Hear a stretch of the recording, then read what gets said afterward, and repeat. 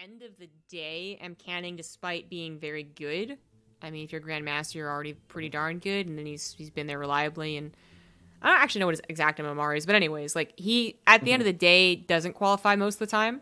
Yeah.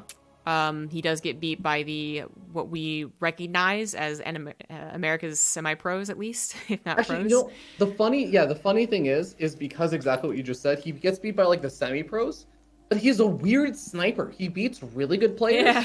and he loses to players that honestly are like much, much lower. And I actually think MCanning has a bad habit of playing a bit to his opponent's level. I actually think it's a really big problem for him. I get you.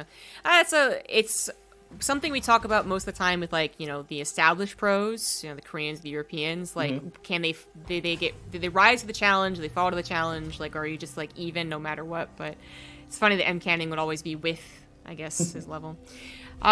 Anyways, best of 3. We starting off on Death Aura in the bottom right for Psystorm. He is epic.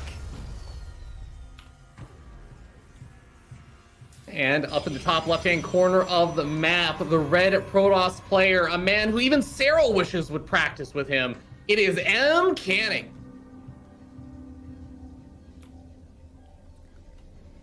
You know, Cyril actually did ask MCanning if practice with him in preparation for some of the DreamHack events and everything, but he actually couldn't afford MCanning's day rate, so. But all memes aside and everything, I do think that this would potentially be a really good match because I do think Epic is a pretty solid player. And I mentioned again that oh my god, I love it. Okay, this is really subtle. MCanning did spray micro.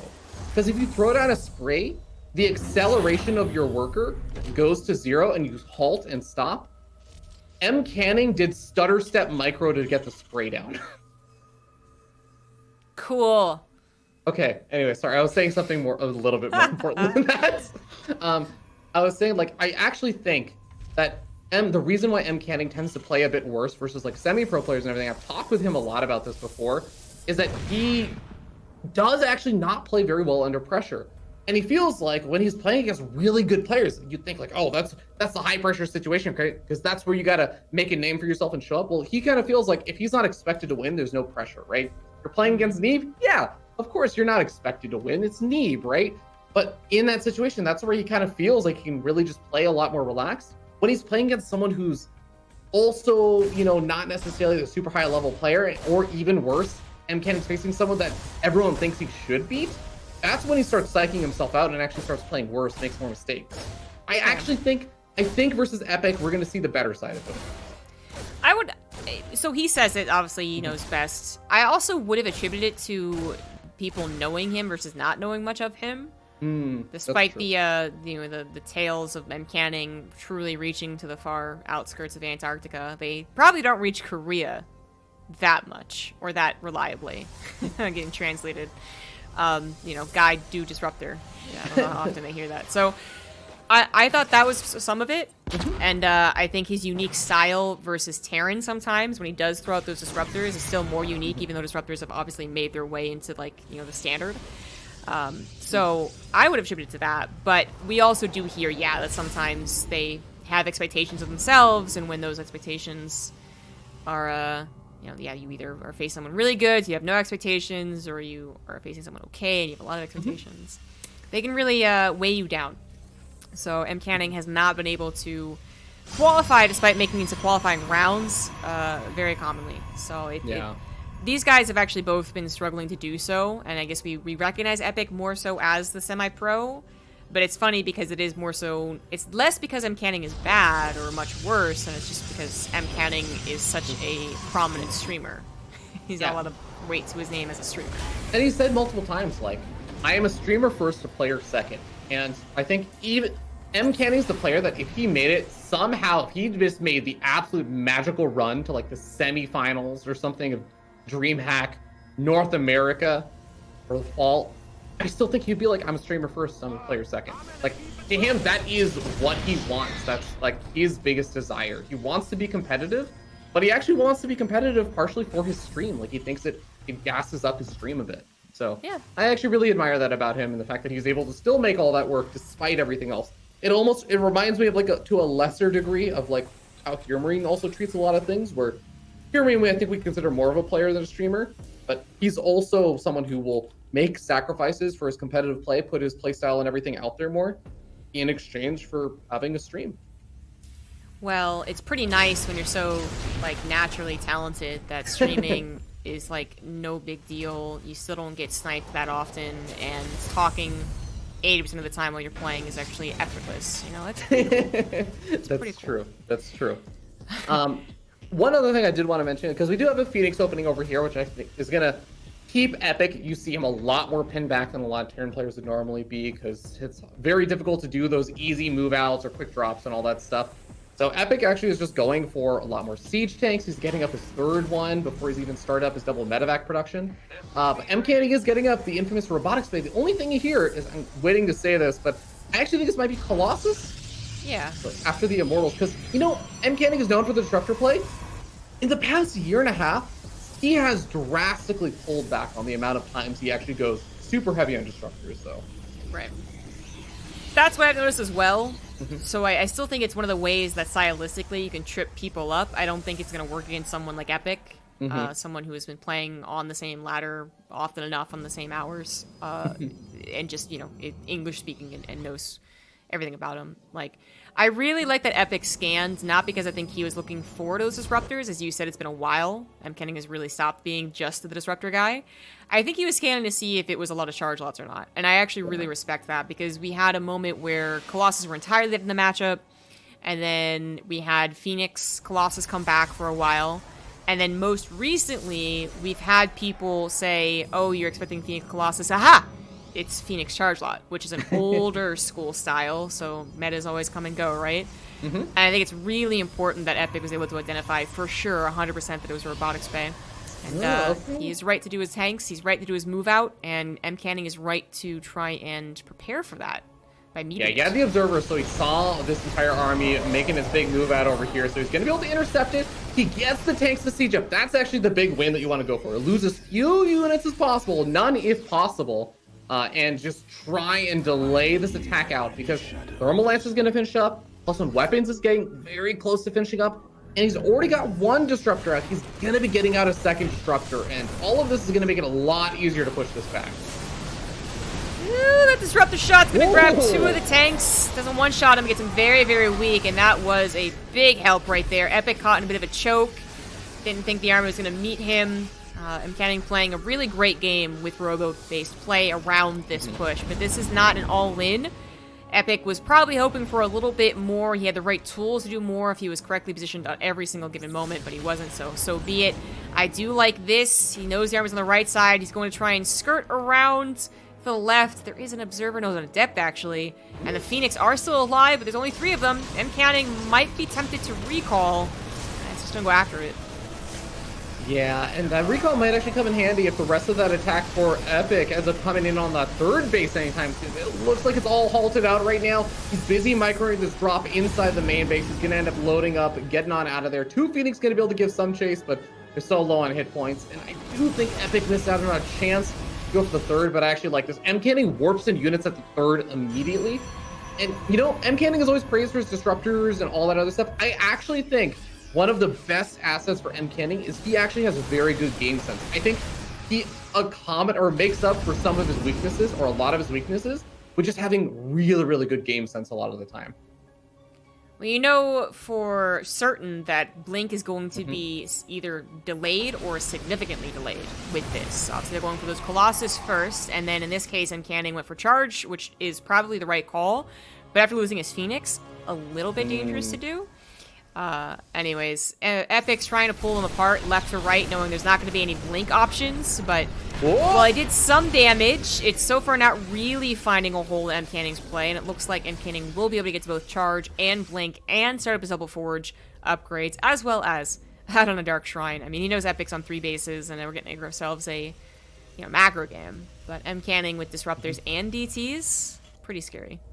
Yeah, this is going to become really, really tough, I feel like, for Epic, but if I have to compliment Epic on some of the gameplay like moves that he's made in this matchup, specifically TVP, I actually think he has really, really solid ghost control. So I think that's something that once he starts getting those ghosts in his hands, he starts getting into these late game engagements, he has really been able to make some big magic happen with not just like EMPs and everything, but getting the snipe off on units, having good positioning. I actually feel like the later the game goes on, Epic's late game army control is really solid in this matchup. So I think there's still a pretty solid chance for him to find damage later on here. Late game Terran army control is really difficult. I'll be the first to say that. But I do think what's more important is late game map presence. Basically, do you see the incoming zealots or don't you? In this case, DTs as well, which is, they're hidden, so it's hard to see. Yeah. That's what really trips up a Terran. I think when we talk about Terrans at this level, for the most part, all of them have gotten to a good place with their hotkeys and their ghost control. It's more about if they're being distracted or not. And that's what MCanning is going to be looking to do. Not just to distract, because it's always good, but also get some of those amazing disruptor shots. That's when they're the most effective. So we've already started. DT number 1 going into the main base, CT number 2 into the natural, and all while Epic's trying to engage the Protoss foe, so he just retreats. Nothing is more distracting than a disruptor shot coming at your main army. So you end up seeing that Epic is trying to dance around. He does manage to avoid a majority of the disruptor shots, but still takes some damage. Still losing SCVs one by one at both his third and his natural. He's busy controlling his army. He doesn't notice the DT over his third. He's busy just killing off the DT at his natural. And yet another army engagement is going to get forced out. Epic splits at the last second. Oh my god. Narrowly saves a huge chunk of his army, but this ramp, the Colossus, going to be big. Ooh, this is a really good engagement for Epic. I mean, he's taking a little bit of a risk by doing this, but he sees an opportunity. And the question is, at the end of the day, after taking a good fight against someone who's getting SCVs killed with DTs, did you kill enough of their army to make up for 24, 30, 40 SCVs, whatever was killed? In this case, 24. Not the worst case scenario since he is on 4 CC, but not nice either, especially if MCanning continues buying time to replace whatever units he just lost, and he's already done it. I mean, he may have lost his Colossus, so it takes a little while to kill, or to rebuild, but he's replaced with Gateway Army and Disruptors. EMPs blanketing the army look pretty good. The Vikings have nothing else to do but land, so that's what they're going to do, but they needed more support. Epic loses out on this second fight pretty big, and is forced to retreat, down 40 supplies. Might be GG. Yeah, I think he's going to keep it in here because he's got a couple of ghosts. He EMPs the Archons and really softens them up. Might be able to push this back a little bit, but like you said, there's already such a massive advantage here for MCanning. Having that 4th base, and I love the pylon coverage on the left-hand side. He's actually looking to take a 5th base, but drops are going to be very difficult to get out. Not that Epic can spare the units, but if he decided to go for some weird base trade move or something, MCanning would have so much wind of this. He would just be able to get the recall out. He'd be able to warp in defensively. It's just going to continue poking forward. If he denies the 4th, that's all he has to do. He doesn't even have to push up to the 3rd, but I actually think he could. He's going to be able to control this ramp with the Disruptors. Some decent splits there from Epic, but more Disruptors are still available. Another good split. This one, oh, that was 4 or 5 Marauders. All right, that's it. That's enough splits. We're at the point where Epic can split perfectly versus the first 5 Disruptor shots, but he's just going to still end up losing too much for the 6th. Yeah. Yeah, unfortunately, Epic didn't really handle the DTs as well as he should have. I think what happened was that not only did it, surprise him and he went, oh shit, what do I do? All Terran players have found themselves in that position. I think what also happened was that he was like, oh, but I think I can take on an army. If he saw an army that he was not confident in or a position he wasn't good in, like he was in a choke or something, he just gets the hell out of there and he turtles up and defends against the DTs. But because it was so tempting to take that good fight, he was like, yeah, I can do this. And it was a good fight. It just wasn't good enough to win the game, to actually continue, forward the momentum. So he won the fight, dilly-dallied around, and then got bopped by reinforcing mostly gateway units. A tale I am very familiar with. I resonate with his TVP.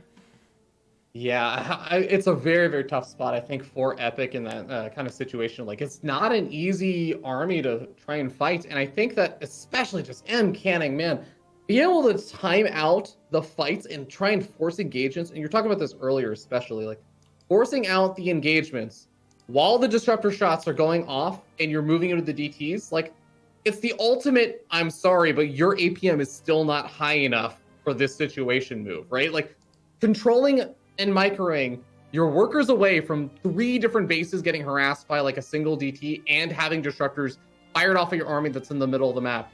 I don't think Innovation has enough APM to handle all of that at once effectively against a lot of really good players. So really, really well timed there, and nice capitalization from MCanning on, getting Epic into that situation, I guess. It was very talented how MCanning sent in a DT in each base, and then A moved his army. No, I'm just kidding. Yes. Try A moving some disruptors. We'll see how it goes. No, but honestly, like, that, as much of a meme as it is, like, that is part of the point of those kind of moves, right? Like, it is actually about making it easier for you or the micro than it is for your opponent. Like, you're forcing that situation. Mm-hmm. Well, a much bigger map. If you see another macro game, I see it going very similar. Disruptor DTs on this map. Eternal Empire. Top right's up 1. He is MCanning. Down the bottom left-hand corner of the map, the blue Terran player, Alex Damien, aka Epic. He did admit to me last qualifier that his TVP was not that hot, not that pretty. I think were his exact words. And I try to make light of it, being like, oh, you know, the ugliest games, sometimes the most fun games. But the truth is that, I mean, he's right. His TVP, like many other Terrans, I feel like this is their challenging matchup as they grow. I think for basically all Terrans, honestly. He's right. Like, it doesn't look that pretty. He doesn't seem as confident. He's not as scared as other Terrans I've seen. Like, he's still doing all the things he's supposed to, you know, the moves out and the timings and whatnot. But yeah, his major weakness is tosses perhaps greatest strength, which is Terran army moves out, War Prism moves in. You know, can't explain it. Or in this case, DTs move in. I think otherwise he's good control of his army. He can make proper decisions. He knows the mid game. He knows what to do, where things go. But once things get upset by a run by or a DT or an early pressure or what have you, Epic, like many other Terrans, start to really falter. So I say it as if this is a North American Terran problem, because I see it often enough. But, I mean, I'm actually even thinking about Innovation, who has also recently had a problem with very similar things. Yeah. It's a Terran pandemic against these damn DT Protoss. Well, it looks like Epic feeling a little cheekier this game. He's going to be going for the... He goes through the full wall, first of all, so the probe does not get into the main base. He cancels the second depot for a little bit because he wants those resources back, and as he throws down the factory, rebuilds the wall now, and okay, MCanning should have some idea that this is often something that happens when there's a full wall, that there's a chance for this kind of one base play. He's going to be playing it out with a one-gate Twilight Council for now, which I guess actually looks pretty normal. He opens up with the Adept and is going to move it across the map. I feel like when do you usually end up seeing what you need to find as the Protoss player in these kind of situations? Like, go for that Adept Scout. Wait, was that a question? Wait, what? I guess kind of a question. I'm wondering, when does MCanning realize that this is going to be a slightly more aggressive build and everything? Or okay. Information for that, probably. He does, yeah. The weird thing is that, you know, you said, like, you know, most of the time, it's like, it's really all the time. If there's a second supply depot, either they're big braining it. Oh, this is nice. Yep. Either they're big braining it, and they are depending on you being a good enough player to recognize that they're a good enough player, that recognize that you wouldn't build a second supply depot without needing it, or it is a aggressive build. But what was weird is that Epic actually had one guy in each gas for most of your speech, you know, like he actually was not committing to being that aggressive. He's doing a bit of a TvT build, honestly, which has seemed to be one of the weirder, cheesier options for Terran recently in this matchup. And the idea is that you can take advantage of the amount of units Protoss doesn't have right now and get a lead. But I don't know if it's going that great for Epic, as he does not get that much of a rolling start. You know, Soccer and Adept on the high ground did beat him out. And MCanning, I mean, he's doing something really nefarious. I hope... The best thing from here is that Epic scouts what he's doing, and I think he did. Raven is on the way.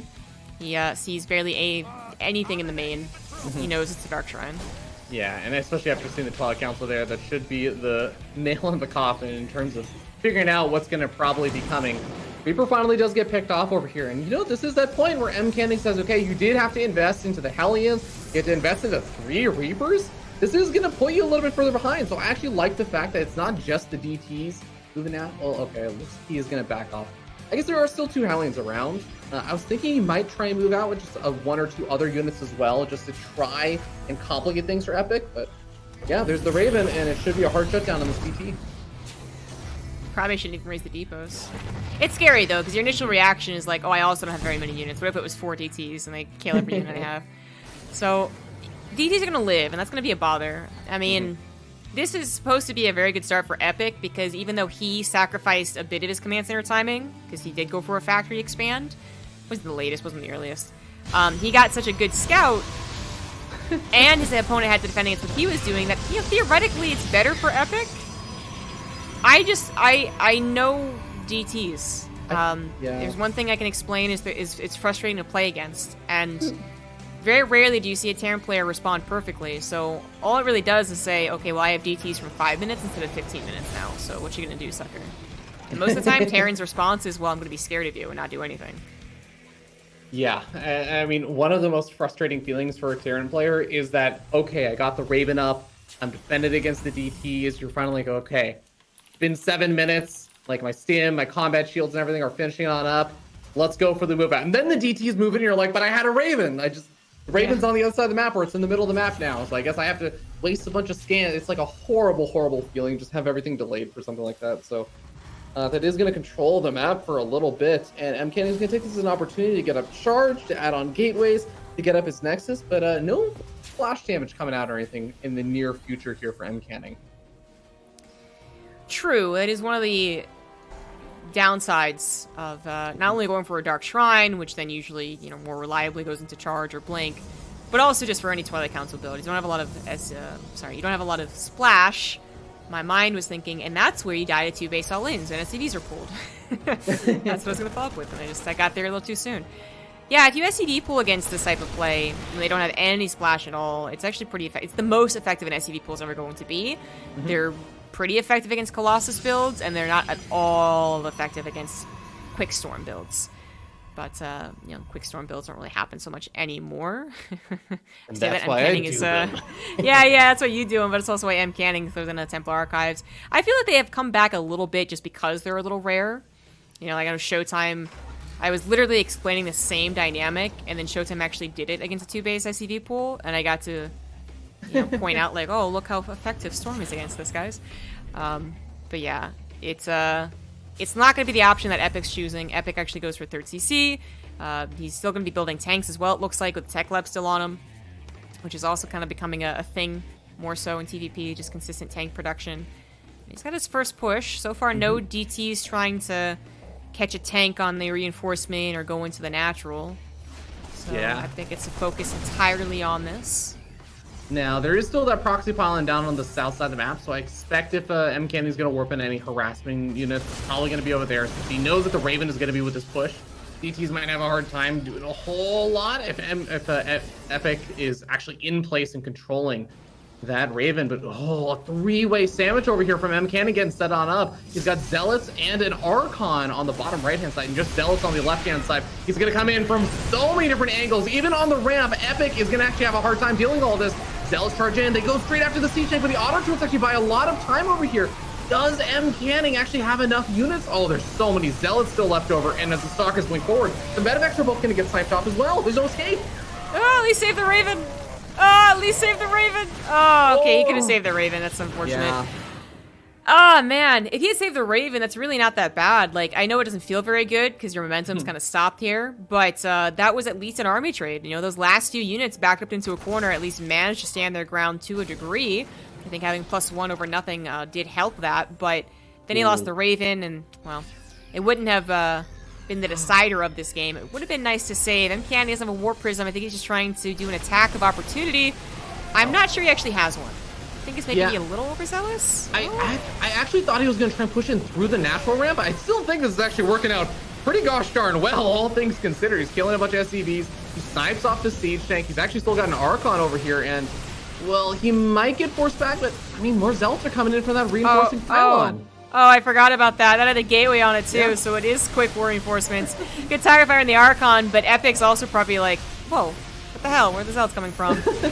That one tank was supposed to do a little bit more, too, I think, you know? Like, he actually got distracted by the Stalkers blinking on top of it and essentially coming up from that natural. A couple more shots and the actual Stalker ball would have helped out, but the command center now almost going to go down. If the command center goes down, it's actually game over. Oh, it goes down. Oh, no. MCanning with a fatal blow right there. Yeah, you know, I was really worried with you also for MCanning, where I thought he was going to try and do this weird push in with the zealots and that were so segmented off that came in from that proxy pylon, moved into the third base, and his army was kind of chugging along really far behind. I really thought he was going to set up some sort of flank again, but the zealots come in from the proxy pylon on the right, and he moves in through the natural, uses the zealots to snipe off tanks in the back line and stuff. But wow, I can't really argue with the results. He still manages to make it work, and now Epic is 100% all in, and there's actually still DTs harassing him. Remember, he lost that Raven? Bet he wish he had it now. You know what really is like, I actually still think that if the third command center didn't go down, MCanning still would have made a bit of a mistake. And not because the actual engagement went that poorly, but because he committed so much to it time-wise. He, like, you know, his upgrades were actually about as delayed as they could be, only just starting 1-1. Oh, wow. If Epic had a third CC that he had slapped down and is building triple SCVs right now, he's probably back up to 45 or 50 SCVs. He's got at least a couple of mules alongside scans, and he has 1-1 over 0-0. That's a good situation, actually. It's not bad. And now it's 2 base versus 3 at least. He does get the site for the 4th, and that was a bit of a freebie there, hopefully. He's going to try and retreat with the medevacs, but Blink has been done for a while, so he knows it's a dangerous thing to try. Oh, even one of those Starcraft, I think he actually could have gotten that red health medevac, but not going to be able to get it. It's going to be annoying to think that that's there, but let me tell you something, ZombieGrub. Dark Templar are also pretty fantastic on the defense, because while they are great on the offense for things like this, it is a horrible, horrible feeling to say, I'm going to harass you, but I have to commit my own economy to harass you. I have to scan to clean up your defenses. This is actually so painful. Now I have to do more damage than the scan was worth. Otherwise, it wasn't worth it at all. No, what? No, Epic, what are you doing, my dude? Kill the fucking Dark Shrine. Epic, no. Oh my god. I was like, I was about to go into this whole, like, yeah, I'm really glad he finally killed that Dark Shrine. Imagine if he had killed it, you know, from the get-go. He's gonna send one Marine to stim and kill it now. No, why? Okay. Well, anyways, I really hope that doesn't come back into effect. I think, you know, MCanning's gonna win this game through other reasons anyway. But if it ends up happening that he wins because Dark Shrine, it's gonna be some Terran rage. 2 DTs still alive anyways, and actually swoop their way into the natural. Missile turret providing some detection, and now he has EMPs too, of course, but issue might be not having anything on attack move? I do, yeah. I think that, honestly, Epic does still have one final big push in him that could very well do something. Like, you get the EMPs off on all those High Templars, that's 7 High Templars are going to be totally useless. The Archon is also going to be able to lose a lot of shields there. He actually manages to snag quite a few units and forces out a very early storm. He's got these Widow Mines here. He intercepted a lot of these Zealots. It's not that I favor Epic here, but I think he still has a shot in this with this one push. But it has to I think you're right, but it's got to be perfect. It is a very powerful push. Equal upgrades. EMP does hit some of those High Templar, not all of them. One still with a scan in the pocket he knows about. He's trying to pre-split. DTs could still be an issue because it's still not killed, but it's all about the storm. Okay, that was a good one. Second storm as well. He had backup High Templar somewhere, but the attack on the top is trying to find those High Templars.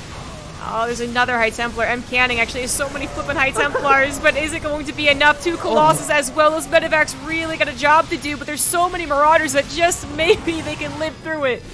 Oh, but I mean, even if they manage to somehow live through all of this, it's like you said, DT's now being added into the mix, forcing out a scan. He pulls back outside the range because the Dark Shrine didn't get killed.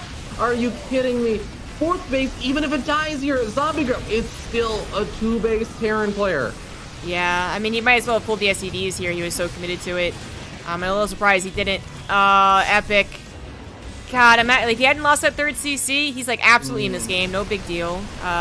If he had killed that Dark Shrine, I think he has a better chance. A couple less scans having to be used and mules instead. And man, painful. Yeah, painful. Really is. Epic is definitely going to try and hang in there because, you know, he's still got a bit of army supply. He's actually nearly still tied in army supply, but again, it's just his reinforcements are not going to be as large as MCanning's, and MCanning is just going to continue to get further or further ahead. The 4th base is now finally mining there for him. He just needs to actually saturate his gas, and Epic is returning home to try and defend his 3rd base, which is actually his main base, as his DT just continues to harass him. I can't, man. I can't. What? How do you... I can't. The Dark Shrine living is such a It's so obnoxious. Oh my god. Don't worry, maybe these two zealots are gonna remind him about the angle that they're coming in from and be like, wait, there was a dark shrine over there I didn't clean up. God. He also has maybe a miss rally as Ghosts wants to tango. Okay. Yeah. That's oh my god, he's a bit unfortunate. Oh my god. Oh, the pain. Okay, here comes the big death push here from MCanning. This is here to end the game. It is actually going to be timed out very awkwardly with the Liberator sieging up his natural. But MCanning's got 71 workers. If he loses every single work of that natural, he's still going to be ahead by about 20 to 30. So I think he can afford to take the L right there and go for the W on Epic's side of the map. Epic is 70 supply down, even with the best EMPs possible. And, you know, EMPs would do well against these Archons. There you go. Those were the best EMPs possible, actually. Yeah. But MCanning doesn't even have to take the fight here. I mean, there's one thing you can rely on. It's Colossus. Nothing kills them. He's got, well, there's 5 Vikings. I guess that's an okay amount. It's like, not the best. And he can also rely on Disruptors. Yeah, and there's no hard counter. He's running into the natural because Epic can't afford to move any of his army out of position for this. Well, yeah, I mean... oh, man. NCD's pulled into this. That makes a lot of sense, but I think Epic knows that he's pretty dead. He can't really chase against Disruptors either, so even if he found, like, this one grand opportunity, a huge concave, still, his Disruptors would stop really doing anything with it, and he still has not killed the Dark Shrine. Yeah. And honestly, guys, like, you might be wondering, why is Epic still in this? He's down 100 supply and everything. Remember, this is the last qualifier for DreamHack North America. Epic was absolutely one of the players that, if you asked me on day one before the first qualifier, like, is Epic gonna qualify? I'd be like, yeah, of course Epic is gonna qualify. Like, that's not a question. It's just which qualifiers are gonna get in through. But this is a single elimination bracket. There's only 2 spots available, and MCanning is on the verge of knocking out one of the top North American Terran players. This is a really, really fantastic spot for MCanning, and it's finally going to earn it 2-0. GG. MCanning moves on to the next round. Well played to MCanning. Not really any, like, I didn't see any problems so much with MCanning. I mean, we got that 4th base sniped, and that was probably the biggest problem.